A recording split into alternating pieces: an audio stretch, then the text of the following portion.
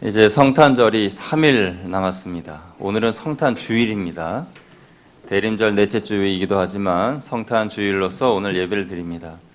여러분 12월이 되면요 마음이 바빠지죠. 특별히 12월 말이 되면은 여러분 다들 바쁘십니다. 저도 마음이 괜히 바쁩니다. 이 12월이 되면 예배들이 집중되어 있어요. 오늘 성탄 주일 예배, 그리고 이번 주 수요일에는 무슨 날이죠? 성탄일. 그래서 성탄 예배를 우리가 드립니다. 그리고 또 그 다음 주 29일은 송년 예배. 그리고 그 주의 화요일 31일은 무슨 날이죠? 송구영신 예배. 그렇게 예배를 드리고 난 후에 2019년이 끝납니다. 이렇게 2020년 새해가 오기까지 딱 열흘 남았습니다, 여러분. 딱 열흘, 이 열흘을 우리가 잘 마무리하는 그런 저와 여러분 되시기를 축원드립니다. 여러분 올 한 해를 돌아볼 때에 감사한 일들도 참 많았겠지만은 혹시 후회되는 일들이 있으십니까? 생각해 볼 때 참 내가 그때 왜 그랬을까? 내가 왜 그랬을까? 후회된다. 그렇게 생각하는 분들 계시죠? 실수하지 않는 사람 없습니다. 후회하지 않는 사람도 없습니다. 모든 사람들은 다 실수하고 후회하고 그렇게 살아갑니다. 아마 여기 계신 모든 분들이 다 한 가지 이상 후회되는 일들이 있으실 거예요. 그런데 인류 역사상 사람들이 했던 실수 중에 가장 큰 실수는 예수님이 메시아로 오셨는데, 그리스도로 오셨는데 그것을 알지 못했다라는 것이 인류 역사상 가장 큰 실수입니다. 예수님의 탄생을 몰랐다는 실수. 그들은 예수님이 이 세상에 태어나실 때에 전혀 그 마국 안에 태어나시고 그리고 구유에 누이신 그 예수님이 나의 구주이시며 온 인류를 구원하실 메시아라는 것을 알지 못했습니다. 그것이 그들의 가장 큰 실수였고, 혹시 아직도 예수님이 나의 구주인 것을 알지 못한다면 그 또한 가장 큰 실수가 되겠지요. 예수님이 오신 사건은 인류 역사상 가장 중요한 사건이었습니다. 예수님이 이 세상에 오실 때 유대 나라는 로마의 속국이었습니다. 그때 백성들은 먹고 살기 위해 투쟁하였고 가난과 질병에 시달리고 있었습니다. 영적으로는 구약의 말라기 선지자가 온 지 400년 동안 선지자가 한 사람도 없는 그런 영적인 암흑기에 있는 그런 상황이었습니다. 사람들은 메시아를 애타게 기다리고 있었지만 메시아가 오신다고 해도 그들은 영적으로 눈을 멀었기 때문에, 분별할 능력이 없었기 때문에 메시아를 알아볼 수가 없었습니다. 그래서 예수님이 오신 그때는 인류 역사상 가장 우울하고 어둡고 최악의 시기였습니다. 그러나 동시에 그때는 가장 밝은 해가 떠오르는 때이기도 했습니다. 바로 메시아이신 예수님께서 이 땅에 오신 인류 역사상 가장 빛나는 때였기 때문입니다.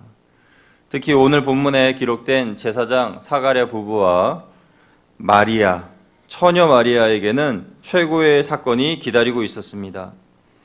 본문은 사가랴 부부와 마리아의 이야기를 대조하여서 기록하고 있는데요. 결론적으로 하나님께서는 사가랴에게는 침묵이라는 선물을 주셨고 마리아에게는 순종이라고 하는 선물을 주셨습니다. 두 사람은 모두 하나님의 천사로부터 아기에 관한 하나님의 말씀을 들었습니다. 먼저 사가랴 부부의 이야기를 해보겠습니다. 사가랴는 제사장 아론의 자손으로서 그 역시 제사장이었고 아내 엘리사벳도 아론의 자손이었습니다. 그러니까 그들 가정은 참 뛰어난 그런 좋은 출신을 가진 가문이었습니다. 이들 부부는 하나님 앞에서 의인이었고 하나님의 말씀을 흠없이 행하는 사람들이었습니다. 그런데 이들 부부에게는 자녀가 없었습니다.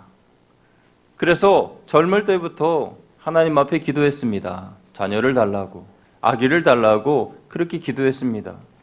그런데 오늘 본문에 보니까 이 부부는 노년이 되었습니다.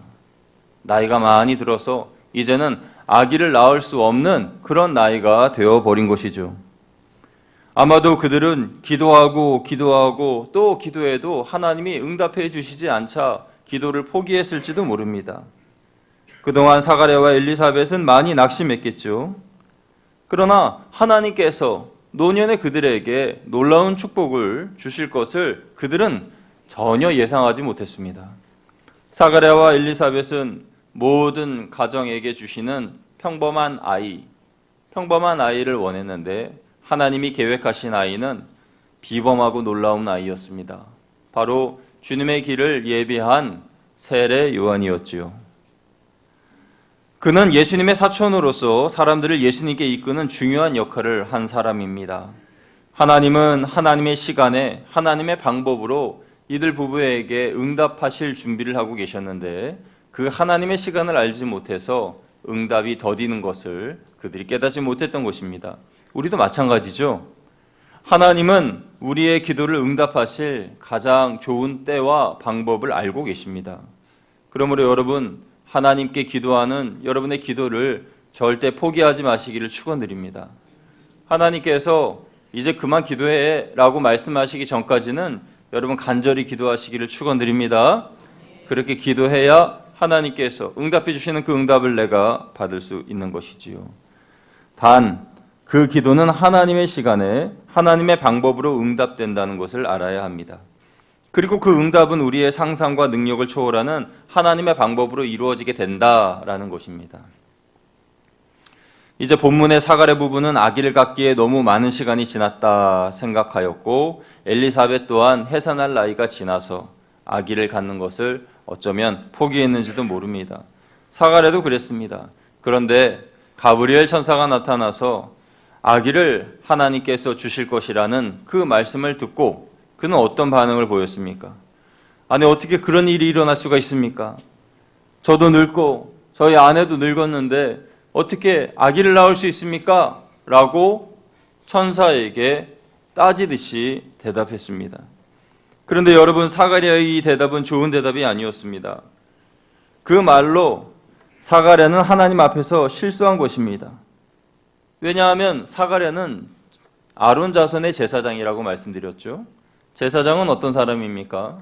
예배를 집례하고 또 제사를 드리고 그리고 사람들에게 하나님의 말씀을 풀어서 가르치는 그러한 중요한 일을 하는 사람입니다. 그러니까 이 사가랴는 하나님을 믿을 뿐만 아니라 하나님의 말씀을 가르치고 지키는 사람으로서 구약의 아브라함과 사라에게 하나님께서 이삭을 주셨다는 이야기를 이미 잘 알고 있었고 가르치고 있었고 기억하고 있었을 겁니다. 그런데 막상 자기 자신에게 아브라함과 같은 일이 일어나려고 할 때에 그는 그것을 믿을 수가 없었던 것이죠. 여러분, 언제나 우리의 지식과 믿음과는 이런 차이가 있습니다. 오랫동안 기도하면서 자녀를 기다려왔는데도 천사가 나타나 말해주었음에도 불구하고 믿지 못했고 의로운 사람이고 제사장 직무에 성실했고 율법에도 흠이 없는 사람이었음에도 불구하고 하나님의 말씀과 이 현실에서의 상황과 그 함께 상충될 때에 그것을 믿지 못하는 그런 이 사가랴의 모습처럼 우리도 그런 모습이 있다는 것이죠. 신앙적으로 흠이 없는 사람이라 하더라도 때로는 실수합니다. 성실한 사람이 어떤 때는 믿음의 편에 서지 못하고 인간적인 생각으로 일을 그르칠 때가 있습니다. 천사는 본문 19절 20절에 사가랴에게 이렇게 말합니다. 우리 함께 19절 20절 같이 한번 읽어보도록 하겠습니다. 19절 20절 시작. 천사가 대답하여 이르되 나는 하나님 앞에 서 있는 가브리엘이라 이 좋은 소식을 내게 말하라고 보내심을 받았노라. 보라, 이 일이 되는 날까지 내가 말 못하는 자가 되어 능히 말을 못하리니 말을 믿지 아니함이거니와 때가 이르면 내 말이 이루어지리라 하더라. 아멘. 가브리엘 천사의 말이 끝나자마자 사가랴는 아이가 태어날 때까지 말을 못하게 되었습니다. 아기가 태어날 때까지 말을 못하게 되었다라는 것은 한편으로는 하나님의 말씀을 믿지 못하기 때문에 징계를 받았다라고 생각할 수도 있지만은 그것보다도 침묵이라는 하나님의 선물을 받았다라고 해석하는 것이 더 맞다고 할 수가 있습니다. 사가랴는 말을 못하게 되었는데 강제로 말을 못하게 되었지만 사실상 침묵이라고 하는 선물을 받은 것입니다. 왜냐하면 사람은 말에 실수가 많기 때문이죠. 사가랴가 말이 많다는 뜻이 아니라 사가랴가 어쩔 수 없이 그런 상황에서 누군가에게 말을 했을 때 그 말로 인하여 엘리사벳이 고통을 당할 수가 있었다라는 상황입니다. 무슨 말이냐면 사가랴는 당시 많은 사람들을 대해하는 제사장이었고요. 그가 예루살렘 성전을 섬길 때에 함께 일하는 사람들이 약 2만 명이었습니다. 요즘으로 생각해 보면 2만 명이 다니는 회사에 출근하는 어떤 노령의 그런 직원이었다라고 생각해 보면 되겠습니다.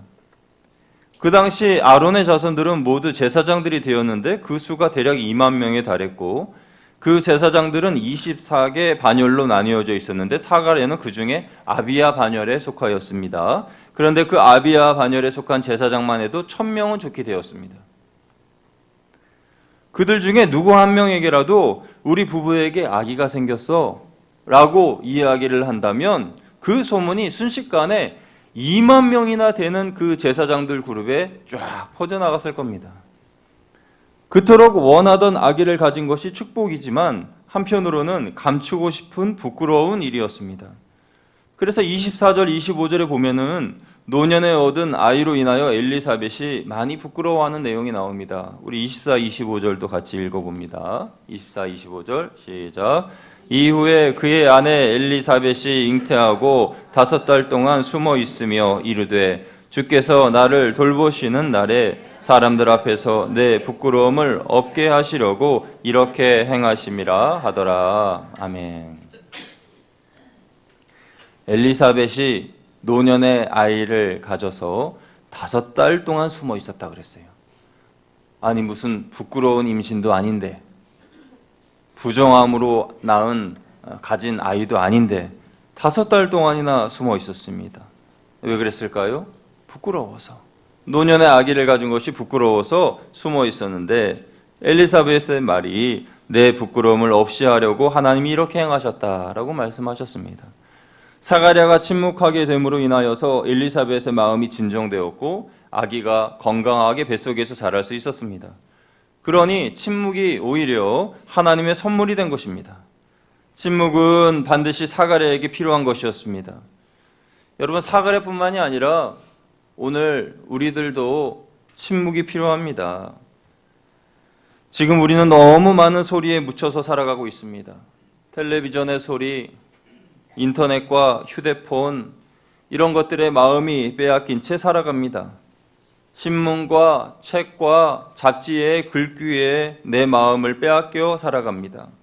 그래서 주님을 묵상할 시간이 부족합니다. 우리는 정말 어수선한 시대를 살고 있습니다. 주위가 산만한 자녀를 보면 부모는 근심을 합니다. 이 시대가 그렇습니다. 너무나 산만한 이 시대를 살아가고 있는 우리들을 주님이 보시면서 하나님이 보시면서 안타까워하시고 걱정하신다라는 것입니다. 여러분, 우리는 그렇게 내 생각과 정신을 빼앗긴 채 정신없는 소음을 들으면서 살아가고 있습니다. 이럴 때 필요한 것이 침묵입니다. 이럴 때 필요한 것이 침묵의 훈련입니다. 고요 속의 침묵 말입니다. 만약 우리가 침묵으로 들어가는 훈련을 할 수만 있다면 쓸데없는 말에 신경 쓸 필요도 없고 쓸데없는 오락이나 유흥에 시간을 뺏기지 않아도 되고 다른 사람에 대하여 험담하지도 않을 것이고 불필요한 경쟁이나 시간에 사건에 휘말리지도 않을 것입니다. 그러고 보니 침묵이 주는 유익이 이렇게 많습니다. 그래서 하나님께서는 사가랴에게 침묵을 선물로 주셨습니다. 더군다나 사가랴는 제사장이기 때문에 강제적으로 침묵을 당하게 되었긴 하지만 그래도 그 침묵하는 동안 그의 마음을 하나님께로 향했을 것이고 성경의 말씀을 다시 곱씹어보는 그런 귀한 시간이 되었을 것입니다. 우리의 마음이 복잡한 이유, 그것은 이 세상의 소리에 너무 귀를 기울이기 때문입니다. 너무 이 세상의 소리에 쉽게 빠져들고 쓸데없는 데 마음을 빼앗겨 버리기 때문에 우리의 마음이 복잡한 거예요. 그래서 내 마음이 점점 복잡하고 내 의지와는 상관없이 세상의 현자들의 말에 혹하여서 이리저리 끌려다니게 되는 거죠.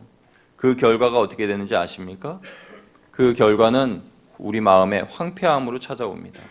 내 마음이 황폐해지고 어디 하나 마음에 시원한 것도 없고 뭔가 답답하고 우울하고 그렇습니다.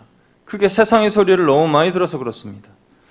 사가랴 제사장은 9개월 동안 침묵하면서 그가 성전에서 하나님의 천사를 만난 그 경험을 수백 번 곱씹었을 겁니다. 그리고 생각했겠죠. 아, 그때 내가 왜 즉각적으로 순종을 못했던가? 내가 왜 의심을 했던가? 그러면서 회개하였을 것입니다. 그는 침묵을 통하여 하나님과 더 깊은 기도의 자리로 들어갔고 지금까지의 자신의 생애를 되돌아보았습니다. 한 해를 되돌아보는 이 시점에 우리들처럼 말입니다. 바쁜 현대인들에게 필요한 것은 침묵의 훈련입니다. 예수님은 종종 일부러 침묵의 시간을 가지셨습니다. 공생애를 시작하실 때 주님은 40일 동안 광야에서 금식하시면서 침묵의 시간을 가지셨습니다. 그때 예수님은 아무하고도 말씀하지 않으셨습니다. 오직 하나님의 말씀만 들으셨습니다. 예수님의 사역은 말을 많이 하셔야 하는 사역이었습니다. 사람들을 많이 만나고 많은 병자를 고치는 그런 사역은 말을 많이 할 수밖에 없었습니다. 말을 많이 하면 실수도 많은 법인데 예수님은 하나님의 구속의 계획에 따라 순종하셨고 사역하셨고 전혀 실수가 없으셨습니다. 그것은 예수님께서 침묵 가운데 받으시는 능력 때문이었습니다. 틈틈이 조용한 곳으로 가셔서 하나님의 음성에 귀를 기울이셨습니다. 마가복음 1장에 보면 예수님께서는 새벽 아직 밝기도 전에 한적한 곳으로 가셔서 기도하셨고요. 12제자를 부르시기 전에도 조용한 곳으로 가셔서 기도하신 후에 부르셨고 오병이어의 기적 때도 사람들이 주님을 왕으로 추대하려고 할 때에도 예수님은 조용하고 한적한 곳으로 피하셔서 침묵 가운데 기도하셨습니다. 그리고 세례 요한이 처형되는 날, 그 처형되었다는 소식을 듣고 슬픈 마음에 예수님은 조용한 곳으로 가셨습니다. 예수님이 그렇게 침묵을 사랑하고 또 그것을 통해 힘을 얻으셨다면 우리는 더 의도적으로 침묵의 시간을 가져야 합니다. 우리는 너무나 많은 소리에 살고 있기 때문에 의도적으로 침묵하는 시간을 가져야 하고 예수님의 말씀에 귀를 기울이는 훈련을 가져야 합니다. 여기까지가 사가랴에게 주신 침묵의 선물에 대한 내용입니다. 이어서 26절 이하의 말씀을 보면 가브리엘 천사가 마리아에게도 나타나서 하나님의 말씀을 전했습니다. 마리아는 제사장 사가랴에 비해서 평범한 시골 처녀였습니다. 마리아는 목수인 요셉과 약혼을 하고 이제 결혼할 날을 기다리고 있는 여인이었죠. 그런데 하나님께서 가브리엘 천사를 마리아에게 보내셔서 말씀하셨습니다. 마리아여, 무서워하지 말라. 내가 하나님께 은혜를 입었느니라. 보라, 내가 잉태하여 아들을 낳으리니 그 이름을 예수라 하라. 여러분, 마리아가 그 말을 들었을 때에 어떤 마음이었을까요? 기쁨보다는 놀람과 걱정이 더 앞섰을 겁니다. 처녀인 그녀가 어떻게 아들을 낳을 수 있으며 그의 약혼자인 요셉은 그것을 어떻게 받아들인다는 말입니까? 성령으로 잉태되었다고 말하면 그 말을 믿어줄 사람이 있습니까? 여러분이 요셉이라면 그 말을 믿으시겠습니까? 솔직히 믿기 어려울 것입니다. 또 동네 사람들의 오해와 편견에 대하여서는 또 어떻게 대하여야 하겠습니까? 그 손가락질을 어떻게 감당할 수 있습니까? 마리아는 천사의 말이 이해가 되지 않아서 다시 질문했습니다. 저는 남자를 알지 못하는데 어찌 그런 일이 있겠습니까? 여러분, 마리아처럼 물어보는 것은 죄가 아닙니다. 하나님께서 여러분의 삶에 개입하실 때에 하나님이 내가 세워놓은 계획을 바꾸려고 하실 때에 우리도 하나님께 질문할 수 있습니다. 하나님, 왜 그래야 하는 것입니까? 어떻게 그런 일이 일어날 수가 있죠? 그리고 왜 저입니까? 이런 질문을 할 수 있습니다. 사가랴가 대놓고 의심부터 하는 그런 대답과는 다른 대답이죠. 다른 질문인 것입니다. 하나님께서 우리가 이렇게 질문하게 되면 차근차근 설명해 주실 겁니다. 마리아가 가브리엘 천사에게 질문했을 때 하나님께서 가브리엘 천사를 통하여서 차근차근 설명해 주셨듯이 말입니다. 하나님께서 마리아에게 설명해 주십니다. 성령이 너에게 임할 것이고 지극히 높으신 하나님의 능력이 너를 덮을 것이다. 그로 인하여 내가 하나님의 아들을 임신하게 될 것이다. 그리고 그 설명은 이것으로 끝나지 않았습니다. 본문의 36절을 보면 너의 친족 엘리사벳도 임신하지 못한 나이임에도 임신하여 6딸이 되었다 라고 알려주었습니다. 그리고 하나님의 능력을 믿으라 라고 말씀하시면서 하나님의 계획을 일러주셨습니다. 그때 마리아가 뭐라고 대답합니까? 주의 여종이오니 말씀대로 내게 이루어지리이다. 주의 여종이오니 말씀대로 내게 이루어지리이다. 마리아는 그 어떤 질문도 더 이상 하지 않았습니다. 하나님께서 일러주신 대로 이해된 대로 아멘 하고 순종하였습니다. 사가랴와는 다른 마리아의 대답이었습니다. 마리아는 천사의 말을 믿었습니다. 마리아는 하나님이시라면 그런 일들을 다 하실 수 있다고 믿었습니다. 그리고 그녀는 믿었을 뿐만 아니라 순종했습니다. 마리아는 순종의 사람이었습니다. 마리아는 하나님으로부터 순종할 수 있는 믿음을 선물로 받았습니다. 하나님께서 그 당시 그 유대 땅의 모든 처녀들을 다 지켜보셨지만 마리아처럼 순종할 수 있는 여인을 찾지는 못하셨고 오직 마리아, 순종할 수 있는 마리아, 그 마리아를 찾아 가브리엘 천사를 보내신 것입니다. 여러분, 하나님의 말씀을 우리도 다 들었다고 한다면 믿음으로 아멘 하시기를 축원드립니다. 그것이 순종입니다. 그 순종으로 인해 내게 고통이 주어지고 고난이 예상된다고 할지라도 아멘 하는 겁니다. 하나님의 말씀에 순종하기로 결단하는 것이 내가 취할 최선의 선택입니다. 사랑하는 거양교회 성도 여러분, 성탄절은 예수님께서 하늘의 보좌를 버리시고 하나님의 말씀에 순종하신 날입니다. 인간이 되라고 말씀하신, 인간이 되어 십자가를 지고 가라고 말씀하신 하나님의 그 말씀에 순종하신 날이 성탄절입니다. 예수님은 아기 예수로 오셔서 이후에 장성한 후에도 일평생 순종의 삶을 사셨습니다. 예수님은 침묵과 순종을 함께 하신 분이십니다. 예수님께서는 하나님께 순종하며 가야바와 빌라도와 헤롯 앞에서 침묵하셨습니다. 왜 그들 앞에서 침묵하셨습니까? 끝까지 십자가의 길을 순종하며 가시기 위해 침묵하셨습니다. 저와 여러분을 구원하시기 위하여 침묵하셨습니다. 그리고 십자가에 달려 죽으셨습니다. 끝까지 순종하셨습니다. 성탄절을 맞아 아기 예수님을 영접하는 우리의 자세는 침묵과 순종입니다. 성탄절은 1년 중 가장 분주한 때입니다. 한 해가 가기 전에 밀린 일을 다 마쳐야 하고 연말 모임에도 가야 하고 동창회도 가야 합니다. 그러나 세상이 그렇게 분주할수록 우리는 오히려 말을 줄이고 침묵 속에서 주님이 나에게 주시는 그 음성에 귀를 기울여야 합니다. 사가랴는 9개월간을 침묵으로 지냈습니다. 우리는 단 열흘밖에 안 됩니다. 새해를 맞이하기까지 열흘밖에 안 남았어요. 그 열흘은 우리가 침묵 가운데, 순종 가운데 하나님을 바라보며 나아가야 합니다.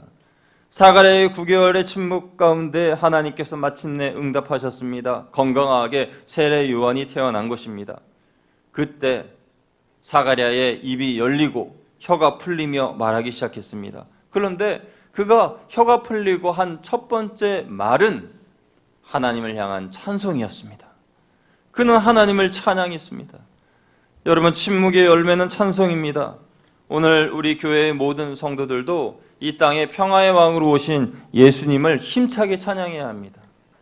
이따가 우리가 오후 5시에 성탄 축하 발표회로서 이 자리에 모여서 힘차게, 기쁘게, 감사함으로 예수님을 찬양할 것입니다. 여러분 다 오늘 이 오전 예배 드리신 분들 다 그 시간에 오셔서 함께 주님을 찬양하시기를 축원드립니다. 또 다른 침묵의 열매는 진실됨입니다. 침묵하기 전에는 내 혀가 제어가 안 돼서 마음대로 말했습니다. 그러나 침묵을 통해서 우리의 혀는 진실된 혀로 바뀝니다.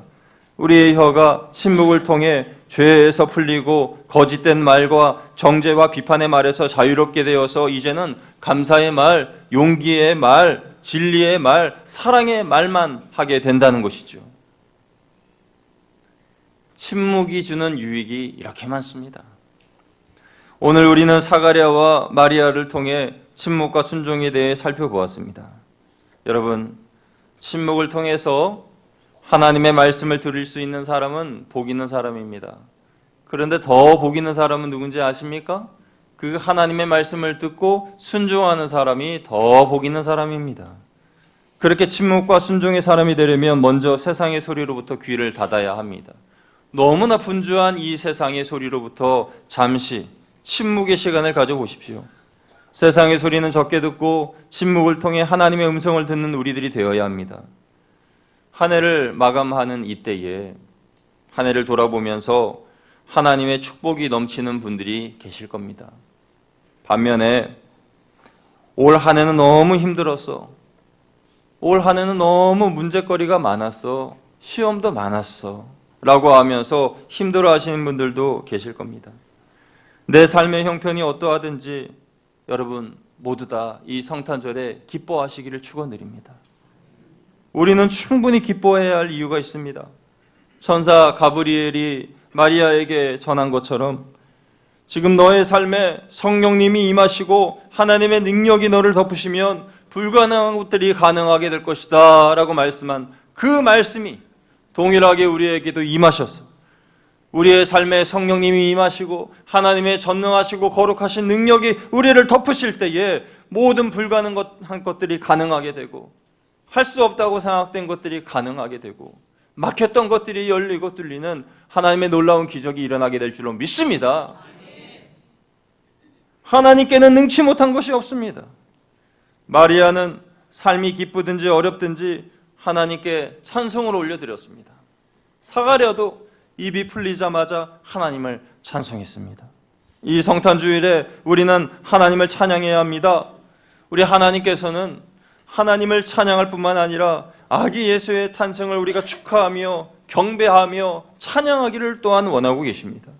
여러분과 여러분의 가정 위에 구원의 기쁨이 넘치고 이러한 찬양과 감사가 넘쳐나시기를 주님의 이름으로 축원드립니다.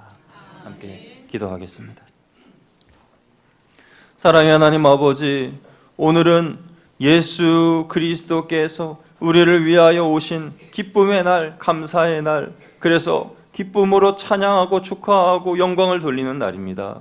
하나님, 우리가 함께 모여 주님께 찬양하고 경배할 때 하늘의 놀라운 영광이 우리 가운데 임하여 주옵시고 마리아에게 성령께서 임하시고 하나님의 능력이 덮어주셨던 것처럼 우리에게도 성령께서 하나님의 능력이 함께 하시사 우리의 모든 삶의 변화가 있게 하여 주시옵소서. 침묵과 순종으로 나아가는 이 연말이 될 수 있도록 주여 도와주옵소서. 예수님 귀하신 이름으로 기도드리옵나이다.